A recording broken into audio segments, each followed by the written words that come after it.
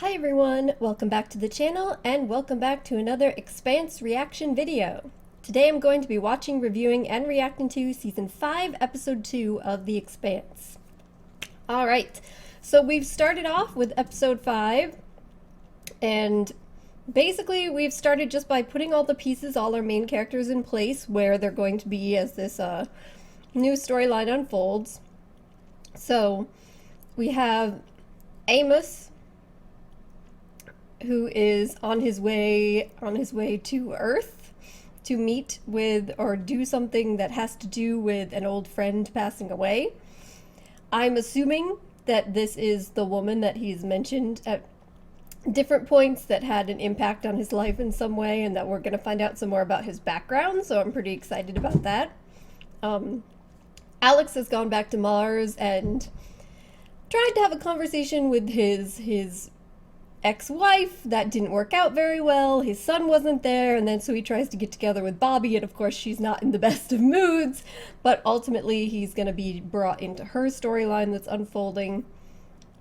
Naomi, finding out that Fred has located her son Philip, tells Holden that she's going to have to leave and go off and try to find him and try to pull him away from his father before he gets him killed. As we saw at the beginning of the last episode, Philip is already very much ensconced within Marco's plans. He's very much a part of it, and we'd seen that at the end of last season too, with the scene when they take Ashford. So I don't think that's going to go very well for her. It's going to be a bit chaotic, I'm sure, especially since she convinced Holden not to go with her. So then that leaves Holden, who is alone at Tycho Station. I mean, I guess Fred is there, but alone without any of the crew. And he's concerned because of something that Monica had brought to his attention. So lots of different things potentially that are going to be going on in the course of this season, with our characters all in very different places. So very interested to see how the show is going to feel without them bouncing off of each other, you know. So, all right, let's get into episode 2. Here we go.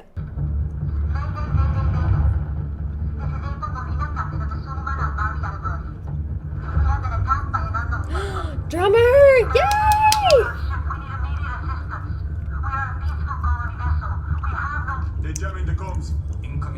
Ooh, drummer, yes! Type beam, no. Pirata belt. What this shit? This house. You want to kill Fajoon? Don't worry about what I want. Worry about what I am due. A tenth of all you collect. No dives here. And no prisoner killed without permission from the controlling faction. And I haven't given you my permission. So hero's dead. Who are you to tell us who we can kill? I am Kamina Drama. You respect my claim, or you die and become a story I tell the next captain. Maybe Ooh. done. Or maybe we finish you. I don't think so, sir. They're not going to make it easy. What will be the fun in that? I'm so excited to see Drummer. Signal the motor. Go. Go tell everyone I am in control of this area now. Yeah, Osman. Bossman.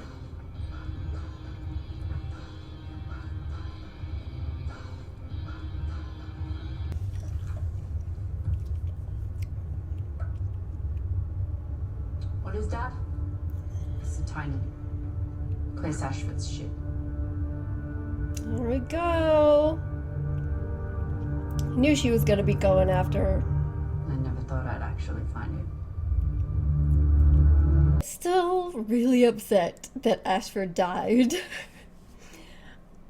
And it's so funny to me because he's one of those characters that, you know, you're uncertain about at first, and they kind of build him up and you start to like him more and more as the season progresses. And then there's another flip and he's on the wrong side and you find yourself rooting against him. But then ultimately he and Drummer were able to come back together and have a really unique friendship relationship. So I was really sad when he died, but one of the things that I was expecting this season was for Drummer now to be out there and probably feeling a great deal of guilt over Ashford's death because, of course, she's the one that ultimately voted to let Marco go, and she had good reasons. But then what ultimately happens is Ashford goes out and tries to find him, and Marco kills him. So I guess she's been tracking down Ashford's ship. I guess she's gonna find out now for certain exactly what happened to him, though I'm sure at this point she probably suspects something similar to what the truth is. And then we'll see if she's going after Marco. And I wouldn't want to be him. But yeah, so I'm excited for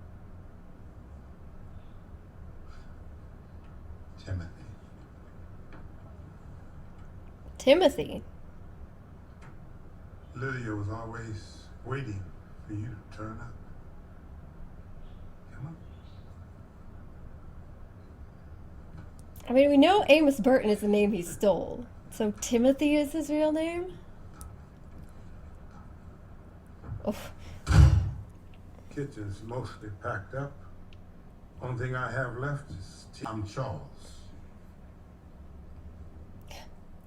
Were you good to her, Charles?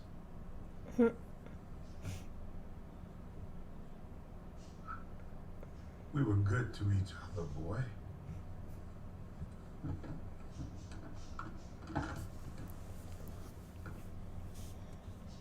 Oh. How did she die?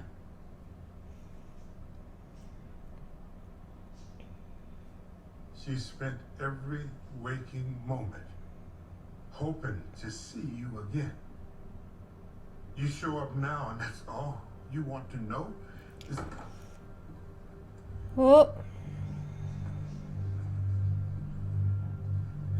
Tell me.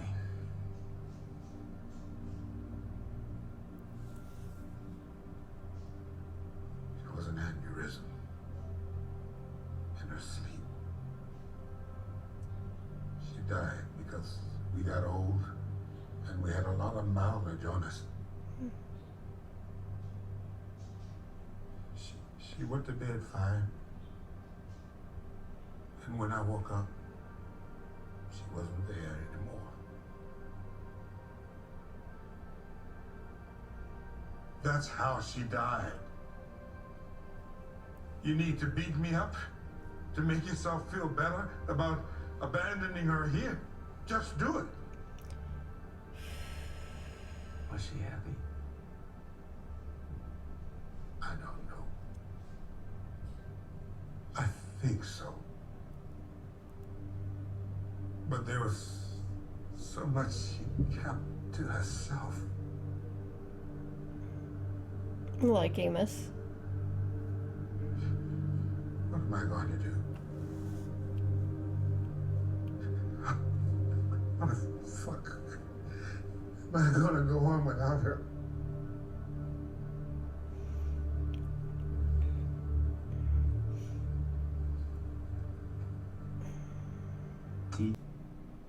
It's Amos's way of trying to like both simultaneously get out of an awkward conversation that he's not really sure what to do with, and maybe sort of provide some comfort and understanding with someone who's going through a lot emotionally, and that Amos, you know, that's obviously not his strong suit. He doesn't know how to make somebody feel better in their grief.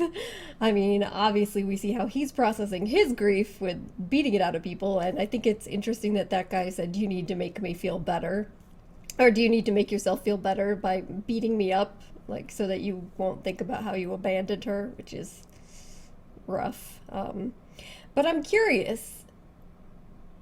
He said to Avasarala that he had to come down to deal with some things after her death, and she's like, you're not estate settling or something.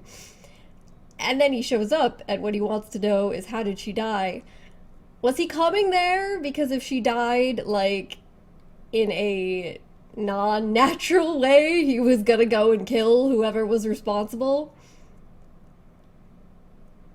Because that's kind of what it seems like with how, like, insistent he was in that being the first thing and major thing he wanted to know, but Thank you for being with her. No, I spent the best years of my life in this house. The best years of her life, too, I hope. I'm gonna miss this place. Why are you leaving? It's not mine. It was hers. Some kind of favor from her old life. She let me stay, but now that she's gone, the guy who owns it, he wants it back. What was his name? Eric. oh, That's all I know. Amos is like, something I could do. Stop packing. Something I can handle.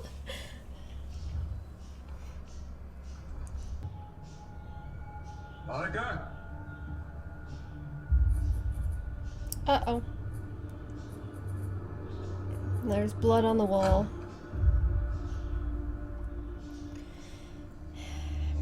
Well, I guess someone didn't want whatever information she had to get out.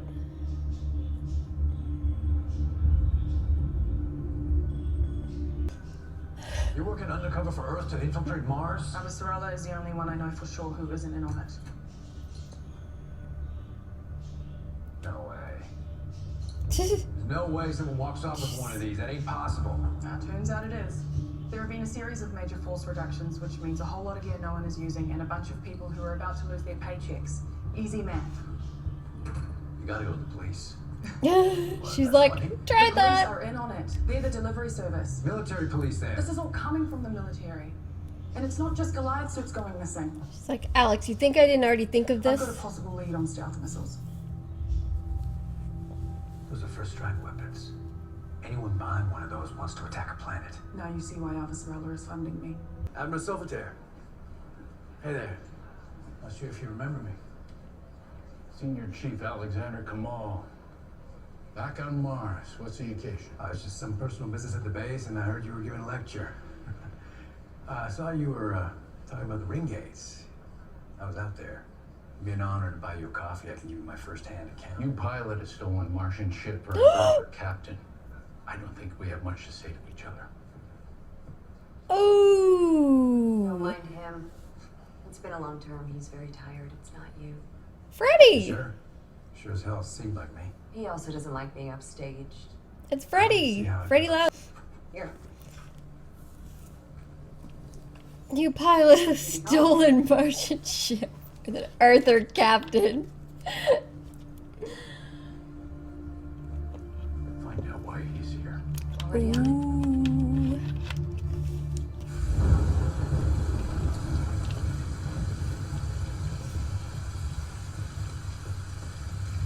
So Amos keeps flashing back to this, so I'm assuming that's them. Hmm. The situation in hand will resume normal traffic. Can I tell them what the security issue is? No! This is gonna get ugly. It's already ugly. You know what I mean. You could lose control of the station. I already lost control. I'm trying to get it back. That's not the way to do it. Even if Is that guy who, I mean, he seems to be in charge of security, and he used to be in the military with Fred. He's an Earther. Is that guy Bull? Is that Bull? Because it seems like it might be Bull. And that would be interesting, because that would be a huge departure. And, oh, for those of you guys that don't know, I read the first two books quite a while ago, before the fourth season actually even came out, and then I didn't have a chance to get into them again for a while, but I finally have, not that long ago, and I just recently finished book 3, and I'm on book 4 right now, so I've just read about Bull, and for those of you that haven't read the books, he's a character in the books in book 3, which would have equated to part of season 3, and this would be a very different way for him to be integrated, so I'm really curious if that's who that is, but find out more, I guess. It's already ugly. You know what I mean. You could lose control of the station. I already lost control. I'm trying to get it back. That's not the way to do it. Even if I could find her, I can't track down who took her and run this at the very same time. Guys! What'd you do?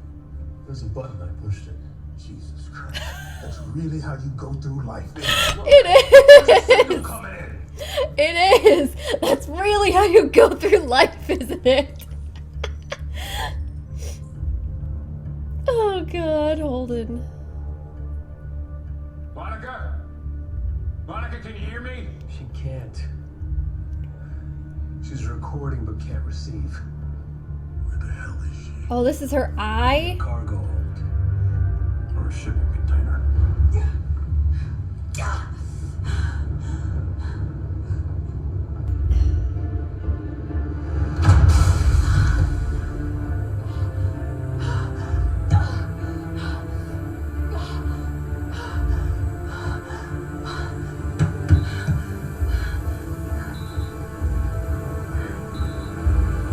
Oh no!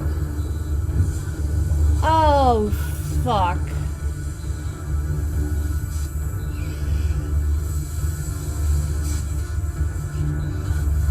Not good. To the funeral, she's got a guy. He loved her, and as long as he's here, a part of her is too. The husband? He keeps the house. And once he's died of natural causes, you can do whatever you want. And Lydia would not want him sleeping in an alley, so I don't either. That's all this is. It's like, yep. Oh, shit! You should have just said so. You scared the fuck out of me coming to my place like this. That was not my intention. Yeah, the old guy can stay. I don't give a shit. Hang on, we'll drink on it. Next time you go up the well, don't come back. I love you, and I miss you, I do.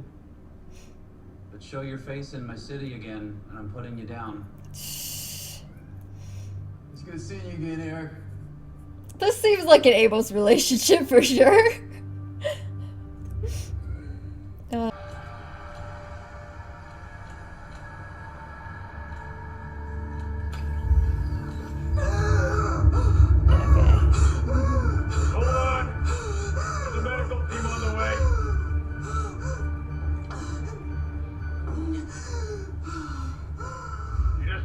Hyperoxygenated blood, cracked the wallet. You never would have found you dead, but a hole in your seal, so good job. I'm not dead. Not.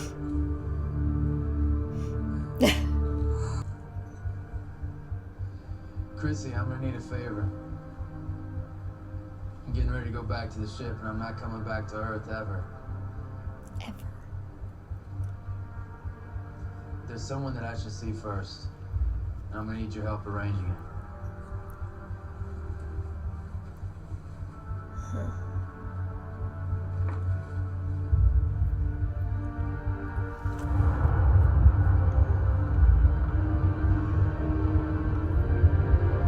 Oh, that's cool. That was episode 2, and a lot to talk about with this episode, I feel like. I really liked this episode a lot.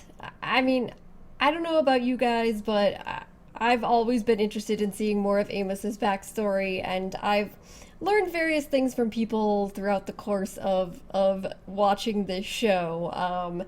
Not just from actually things that he's kind of filled in bit by bit in pieces throughout the course of me watching the show in the first 4 seasons, but from things that people have said to me in comments and stuff, and not too much in the way of spoilers, but I did, you know, have a pretty clear background of what it was that he, you know, was born into and forced to do for quite a long time, and that he had left, like, having to take a different name and under an act of violence, and that there had been a woman who was important to him and who he had cared for him and that he cared about in Amos's caring way that he does.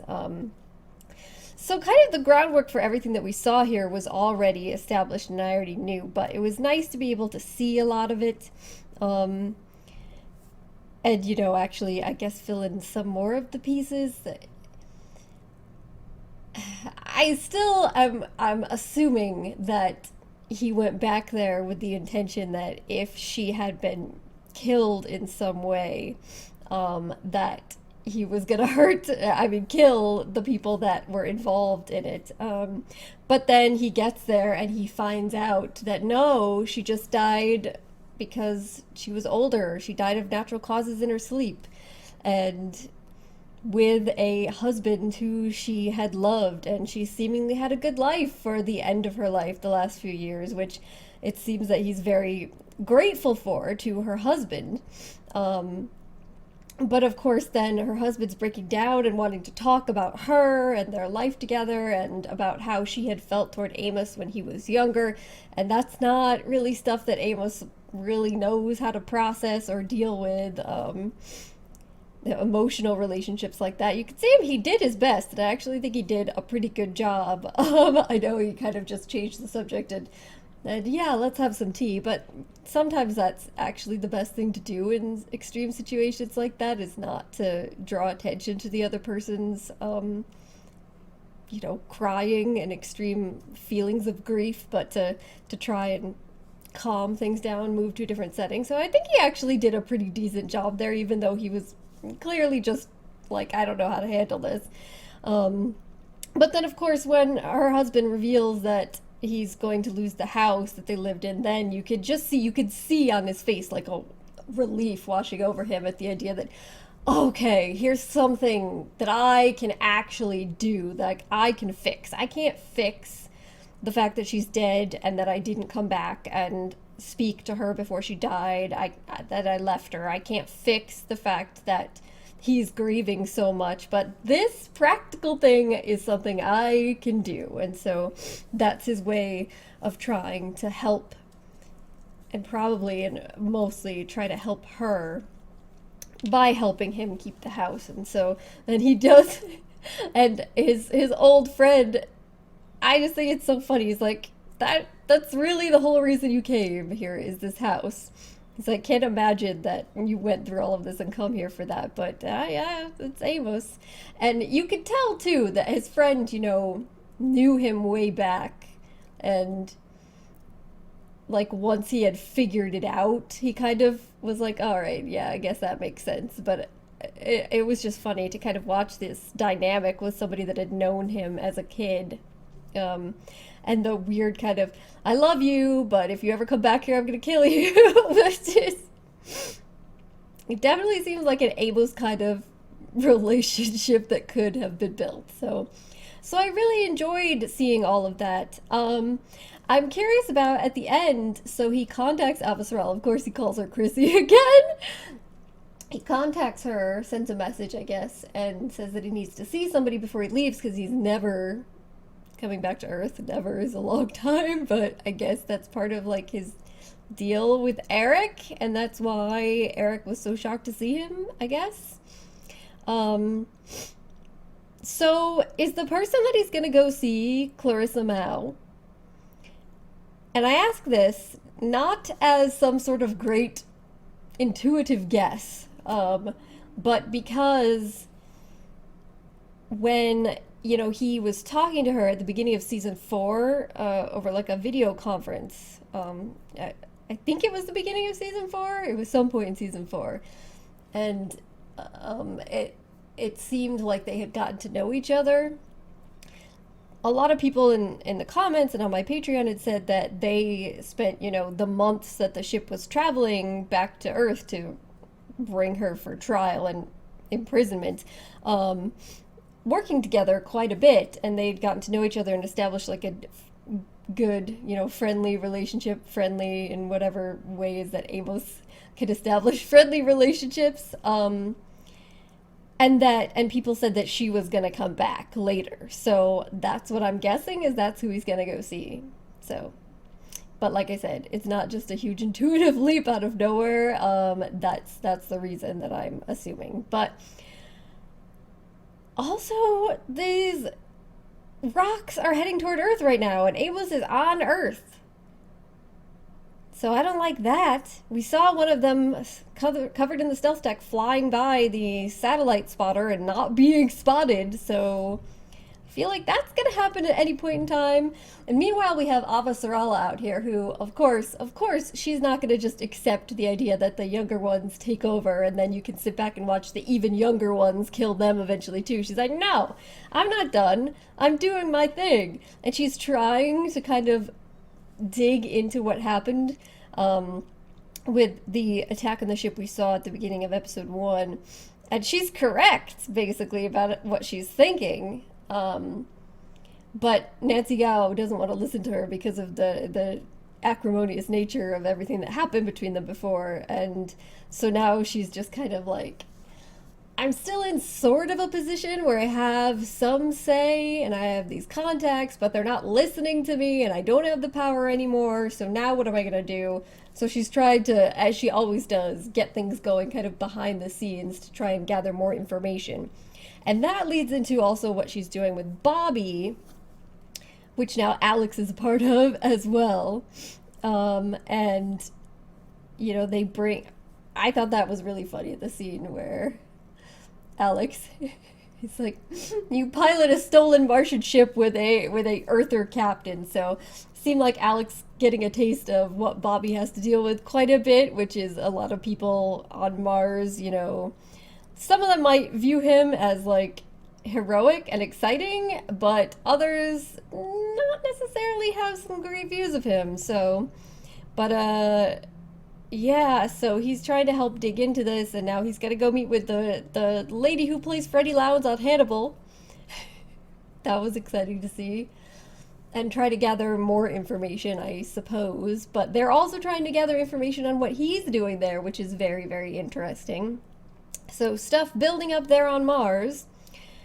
And I realized near the end of the episode, we didn't see Naomi at all. So Naomi's situation hasn't progressed at all. They just left that. So I'm assuming the next episode is probably going to be quite a bit of her, but we'll see.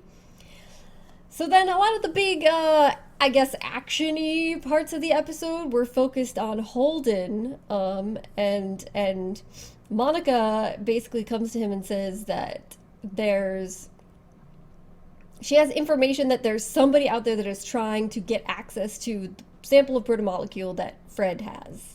I don't know if she actually says that Fred has. Does she know that Fred has it? I don't remember. But she knows that they're trying to get their hands on protomolecule. And Holden knows that Fred has it. So, yeah. So she says that she can show him some of this information and talk to him, but then she's missing. And they end up finding her near dead in this cargo container. But the point being that there must be something to the information that she has that is important, or else she wouldn't have been grabbed. But she wasn't just killed. So there's some more going on here that we're going to have to find out. But so this is, I guess, going to be kind of like the mystery that Holden's going to be trying to figure out, at least over the next couple episodes, I assume. Oh, my screen went away for a second. So yeah, let's see.